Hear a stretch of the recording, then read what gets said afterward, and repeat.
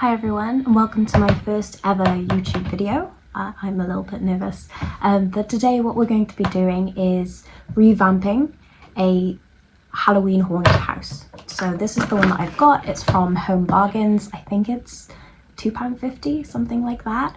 It does come with 5 paints and a paintbrush. I don't think I'm going to be using the paints though. I'll use my own paints. But I'm going to see how much I can revamp this and make it a little bit more interesting. So let's go. So this is what it looks like when it comes out of the box. I think it's really cute. It's very basic. It has a little cobweb. I'm not sure what that is. Maybe it's sconces on either side. It does come with these 5 paints and this paintbrush. I'm not going to disregard this paintbrush straight away. Because I think it'll be quite good for the stippling effect. The bristles are already a little bit blown out, but I think that'll be quite nice to add maybe some detail.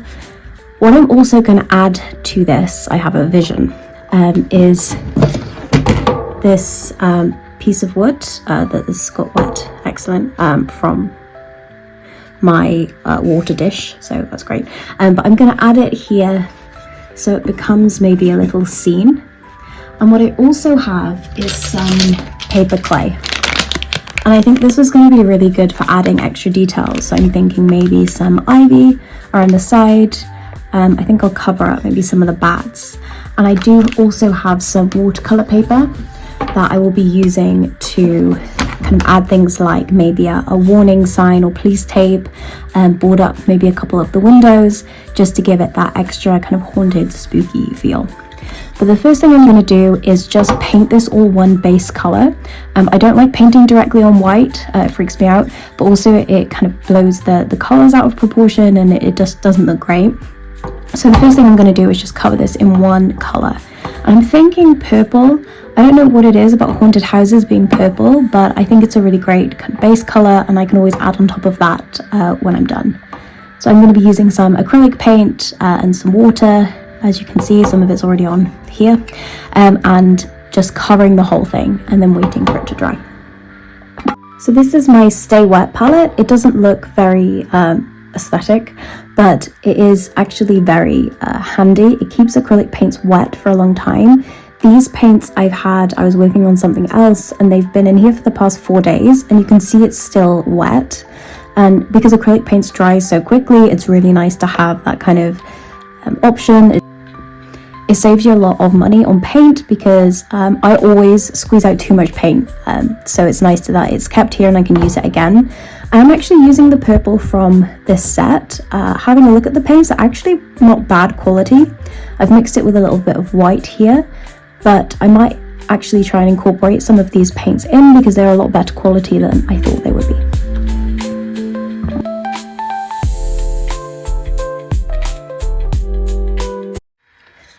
I'm not too worried about having everything exactly the same shade, especially because I'm going to be painting over it. Also, I quite like the different dimensions this gives of just kind of mixing however much color I want here. So you can see some of it's going to be darker, some of it's going to be lighter, but I think that kind of adds to it rather than it being all uniform, because nothing really is. Especially kind of older houses that maybe some of it's worn away and then some of it's been painted over. I quite like that effect.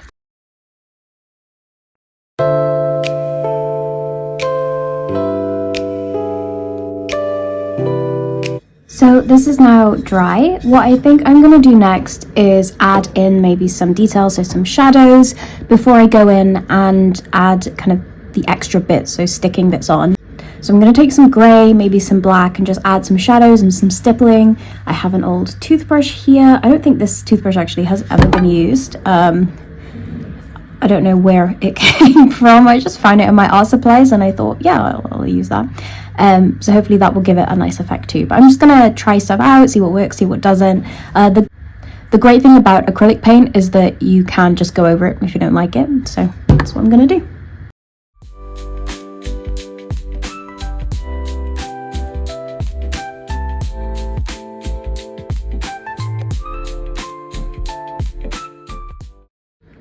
I like to call this the trust the process part of the painting, because at the moment it just looks I I don't know, not great, but I'm gonna keep going, keep building it up, and the vision is still clear. As soon as I add some of the extra stuff, hopefully it's gonna all work out in the end.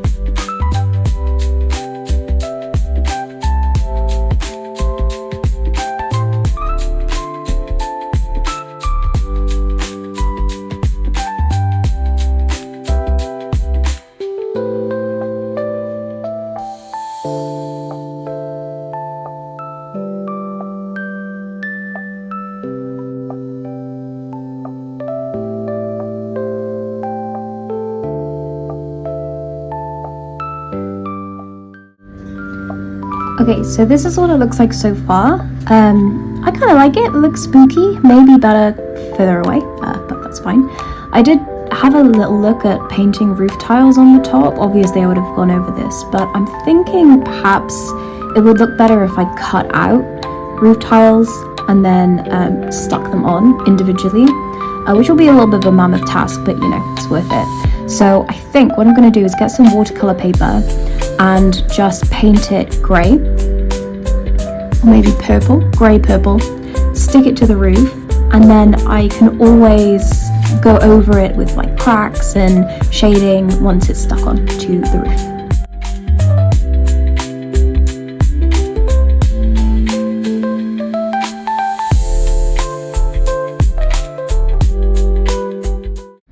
Okay, gonna wait for this to dry. And while I wait for this to dry, I'm going to do the same treatment to this lovely piece of wood. I think I'm going to make a path out of the paper clay. So I just want the ground to look maybe a little bit disheveled. I'm going to do some dark greens, but very patchy. I'm going for the very neglected, spooky vibe. So we'll see how that pans out. This brush is actually very good for stippling. It's not great for too much else, but I like to have brushes in my brush collection that aren't 100% perfect, because making kind of texture and additional lines, it's nice to have blown out paintbrushes that you can just do that with and not worry about a very expensive brush being ruined. I tend to just use very cheap brushes because I don't see the difference too much between the really expensive and the really cheap brushes. Perhaps I'm not skilled enough as an artist to see that yet, but I prefer a quantity over quality at the moment. So maybe at some point I'll invest in some more expensive brushes and really try out and see if there is a difference in maybe how long they last. But at the moment it is cheap brushes.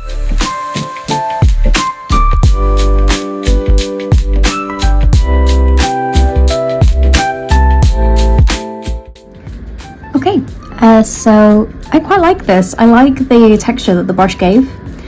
It makes it look a little bit more grassy, a little bit more speckly, and when this is dried I'm going to see what the house looks like on it.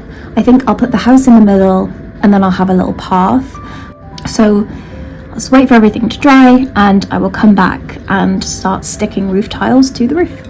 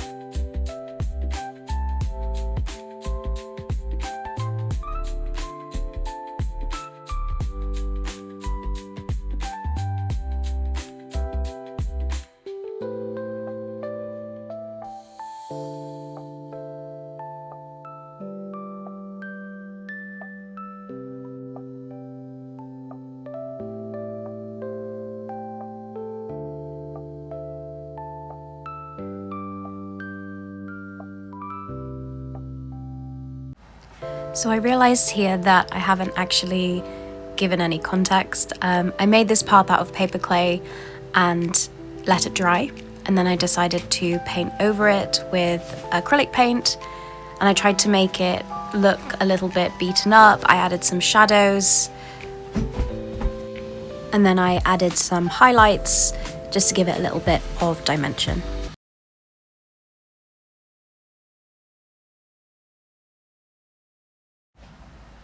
What I'm doing here, out of frame, again, sorry, I'm still learning camera angles, is I'm creating these tiny little flyers. So I want it to look like people have come and posted things and it just hasn't been opened because no one in the house has actually collected anything. So here I'm just painting tiny little flyers, which I'll then add some kind of dark detail to and crumple them up a little bit to make it look kind of old and disheveled. Some of them I'll put in the post box that I made, and then some will just be all over the ground. So as you can see here, I'm just creating the post box and then adding some final details to the actual flyers themselves. I made the post box just by putting watercolor paper together with super glue. It is incredibly too big for the house, but I'm just going to pretend it's perspective, so just ignore that. I added some fence panels in from just bits of cardboard that I painted brown, and now I made a washing line as well. And this is the finished result. I'm pretty happy with it. I was supposed to upload this for Halloween, but life got in the way. I have a full-time job, and you know how it gets sometimes. But better late than never. I'm glad that I actually stuck to this project and finished it. I added a bit of colour to the post box, and also added this towel, which is just a piece of fabric that I painted brown so it looks kind of muddy and abandoned, and I stuck all of these flyers down as well. I did add a bit of brown there as well so it looks like they have been exposed to the elements, and some of the paneling here on the sides too. I'm pretty happy with it. If you have stayed this long on the video, thank you so much. It is my first ever video, like I said, and I was a little bit nervous and not quite sure, you know, which bits you would find interesting and which bits to cut out. But if you have any feedback, please feel free to leave a comment. And the final thing to do is just show you a close-up. Thanks everyone.